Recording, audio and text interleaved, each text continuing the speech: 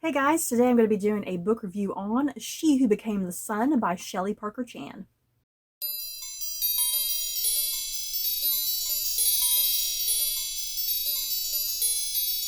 She Who Became the Sun by Shelley Parker Chan takes place in 14th century China, following a young girl who is destined by a seer to be nothing. When her brother, who was destined for greatness, suddenly dies, she takes it upon herself to take up his destiny and save China. Oh boy, I have some rather mixed feelings about this book, you guys. I think for a good 50% of this book, I was enjoying it for the most part. Um, but then a lot of my issues with the last half of the book do have a lot to do with our main protagonist, weirdly enough, that I was getting a little infuriated and just frustrated with our protagonist and some of the choices that she was making that just really honestly didn't make much sense to me. And if anything, I felt like she was turning into the villain of the story. And then, like, the actual villain of the story, I had way more greater sympathy and understanding of his character, you guys. And it shouldn't really work that way when you're reading a book. Sometimes I don't know. So yeah, I actually found the main protagonist to be rather irritating in the second half of the book, and I just was not in support of some of the decisions that she was making. And like I said, if anything, I found that she was kind of becoming the villain, because the way this book kind of ends, you're kind of given this feeling of like, oh, hope and renewal, and things are going to change and things are great. And I was kind of like in this vice versa position, like it doesn't seem like anything's going to get better after some of the decisions she just made. Dear God. So yeah, I was just way more, I don't know, maybe I just have a bias towards the villain because I'm just a natural sucker for fantastically complicated, complex villains, you guys. And the better with that, the more I'm going to be prone to like them, and just like them way more than the protagonist a lot of times. So yeah, I just have a lot of really complex feelings about this book that I gotta hash out, you guys, because I was just way more in love with the villain of the story. Okay, first off, before I get into this book in total, a big one. I'm not Chinese, you guys.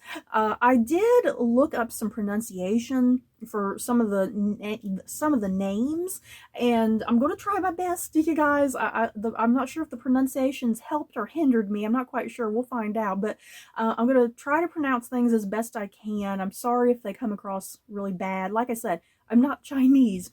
And for another thing, I do love historical fiction, but yeah, I'm not going to pretend that I know anything about 14th century China, y'all. um, so, kind of going from there, that's a big element of what I freaking loved about this book, is the fact that it took place in 14th century China.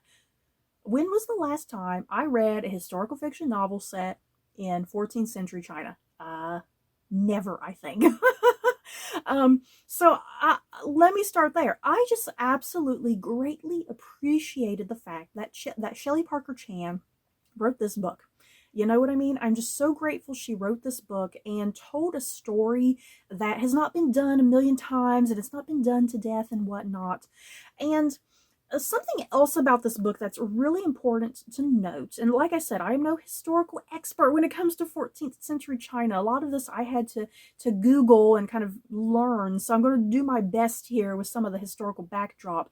Any errors that pop out here, it's all just strictly my errors. I do apologize. But yeah, my basic understanding, this book, it is historical fiction taking place in 14th century China, and our main character is a young woman, but she's playing a real historical male figure.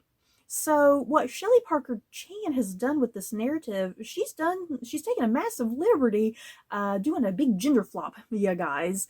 And in the context of what's going on in this book, it worked for me. I bought it. I went with the flow. You know, it didn't bother me at all that there was a big, huge gender swap here. You know, making a historically male character into a female character, it was fine. I went with it. And that's not the strangest thing that even happens in this book, because there are like supernatural elements and ghosts and like flames coming out of people's hands. So yeah, a gender swap is not the weirdest, craziest thing that happens in this book. So even though there is a gender swap in this book, like I said, a historically male figure who is turned into a female character for the sake of this novel, there is still a lot of kernels of truth that Shelley Parker Chan sprinkles in this narrative. So kind of starting here with the narrative, kind of giving you a little bit more from the brief synopsis that I gave you. We open up this book, we're introduced to our unnamed female protagonist. She's living in China. Famine is rampant. Things are not great here in China at this time period. And her father takes her and her brother to go see like a prophet or a seer or something like that. And the prophet slash seer, the seer says that her brother is destined a life of greatness, and he's going to make a big, huge change and difference in the world, you know, a life of greatness. And then when she gets her reading told, the seer says, oh, you have nothing. There's nothing on your path. Your path is nothingness, is pretty much how it's worded. So fairly early on in the novel, this is not a spoiler because the synopsis already spoils it. Fairly early on at the start of this novel, there's a raid by a group of bandits. They attack her home. Her father is killed. Her brother goes into some sort of depression. He just dies. So the girl, she is now left alone. And the thing is, she refuses to live a life of nothing. So what she does, she has this whole mentality, hey, I'm going to take my brother's destiny. I'm going to take his path. I'm going to take it. I'm going to make it mine. And I'm going to have my destiny lead to something great. So she takes his path of greatness in exchange for her path of nothingness, essentially. And she heads off to a monastery. And it's here at the monastery that she shaves her head, she dresses and looks like a boy, she binds her chest as she's growing older, you know, she's trying to cover up all her female attributes, obviously. And yeah, like I said, we open this book, she has no name. We do not get her name. She takes her brother's name, Zhu Kongba. Like I said, I'm not Chinese, you guys. I hope I'm pronouncing that correctly. She takes the name of her brother, Zhu Kongba, and that is how we know her the remainder and entirety of this book. And I really liked what Shelley Parker Chan was kind of doing here and a lot of this initial setup with the book, because like I said, even though there is a massive historical liberty taken with the gender flop, when I was doing some Google researching, yeah, the real Zhu Kongba did grow up in a famine-stricken part of China, and then he did go to a monastery, and then stuff started happening at the monastery, and he eventually left that monastery. And then he eventually joined up with like a rebel gang of people to fight back against another opposing force of China. There was like some opposing forces in China going on during this time period, each side trying to kind of conquer the other, and who's going to have supreme dominance over China, you know. And there's a lot to it. I recommend kind of doing a lot more Googling. In my book review for this book, I have a lot more that I went into the history a lot more. So Shelley Parker Chan takes all this wonderful, rich history and it puts it in there with the now female Zhu Kongba, and it all worked for me. I really, really liked it. Like I said, this book was going pretty well for me because I really loved Zhu's time at the monastery. I was hooked from the get-go with her time at the monastery and her trying to cover up the fact that she's a woman and everything, and all the obstacles and things that go on there. Yeah, the friendships she forms with the other boys and stuff. I really loved and appreciated her time at the monastery. It's probably the more hysterical, hilarious part of the narrative before things get darker and more serious. And as I already mentioned, the real Zhu Kongba, he did leave the monastery at some point. He joined like a rebel group. And yeah, he essentially kind of became like a warrior monk. So yeah, our female Zhu Kongba in this book, she becomes a warrior monk of a sort, and she starts kind of leading these rebel groups against this other opposing force in China and whatnot. And it was kind of thrilling for a hot minute. But then I started getting really terribly confused, you guys. It's kind of this point in the narrative. There's a lot of names, a lot of places, and sometimes a lot of it sounds fairly similar. And I was having a really difficult time kind of differentiating certain things. And sometimes it wasn't even worth it to get overly attached to some characters because some characters just kind of started dying off little by little, and I had barely even gotten to know what their name was to begin with. So, yeah, I was struggling. Once we kind of get to the halfway point of this book, I was really struggling, you guys. I'm not going to lie. I was struggling with the names, the places, trying to keep certain things straight. And then, yeah, it's also kind of this point in the book that even though I still kind of liked Zhu, I started to find her a little irritating and insufferable. I felt like she was just starting to really get self-righteous. And it's like I understood that, you know, she wanted to take destiny into her own hands, you know, because that's a big thing of what this novel is playing with. It's playing with gender and sexuality, but it's also really heavily playing with this whole notion of fate and destiny. Should you not do anything about your fate and destiny? Should you just let it happen, or should you be the one to take control of it? You know what I mean? And yeah, she refuses to let anybody tell her what to do and whatnot. She really wholeheartedly believes in her greatness. And she is just really willing to take it by the horns and whatnot. And it does, at times, it does make her a little bit insufferable, a little self-righteous. And she kind of starts doing some things that I did not really quite like. Some of the things that she starts doing, I was like, that's kind of the behavior of a villain in a book. So it left me a little confused. So, speaking of the main villain of this book, let's kind of shift to him really quickly. Oh my god. General Oyong? Is that how it's pronounced, you guys? Once again, I'm sorry. General Oyong? Wow. Wow, wow, wow, wow, wow. He was far and away my favorite character, which I was not expecting because since this is told through a female point of view, you know, even though it doesn't matter that she's female, you know, it's kind of the whole thing. Once again, this book is playing with sexuality and gender, and it doesn't really matter that she's a woman, you know. She's kind of both at the same time, obviously. I found the character of General Oyang to be just so incredibly compelling and complicated and complex. Every time the narrative went away from him, I kept going, no, I want to go back to him. Every time I went back to Zhu, I was like, no, I want to go back to Oyang. Please, please. So obviously, General Oyang, he's on the opposite side of Zhu. He works for Team Bad Guys. But is he a bad guy? He has such a wonderful backstory, you guys. Such an incredibly intense backstory. As a child, his family was kind of murdered right there in front of his eyes, and then he begged to be spared. But the thing is, when he was spared, he was created a eunuch at the same time. You guys, uh-oh. So that was his punishment. Instead of death, he was created into a eunuch.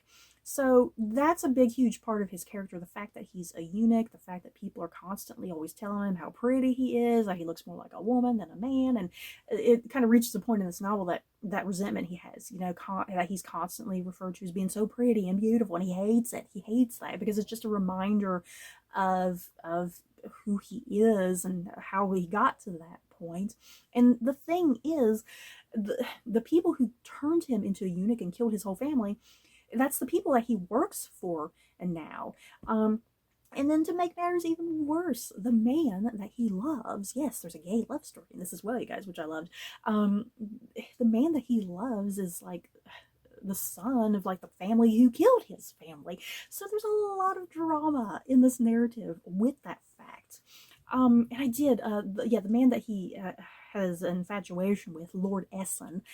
Lord Essen and Oyang, their dynamic, their relationship is just so wonderfully done in this book. Shelley Parker Chan, wow. Wow. And it went to some places that I knew were coming. Shelley Parker Chan, I knew it was coming, some of the things that were happening, but boy, you still got me. I'm so upset.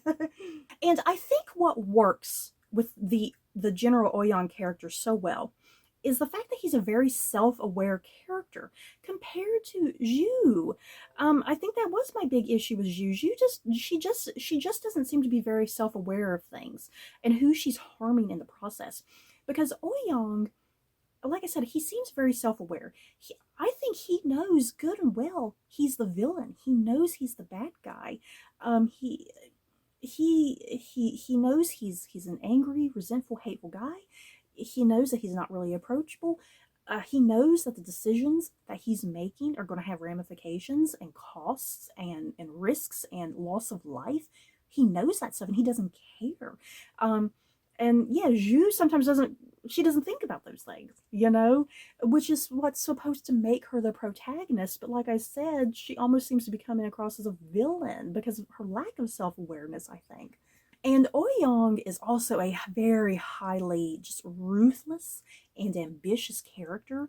And like I said, this novel's exploring a lot, you guys, because it's exploring sexuality and gender, and fate and destiny. But another big thing is also just the nature of revenge. Ouyang is definitely just really high-minded in regards to his whole plot of revenge against the family that killed his family and created him into a eunuch and whatnot.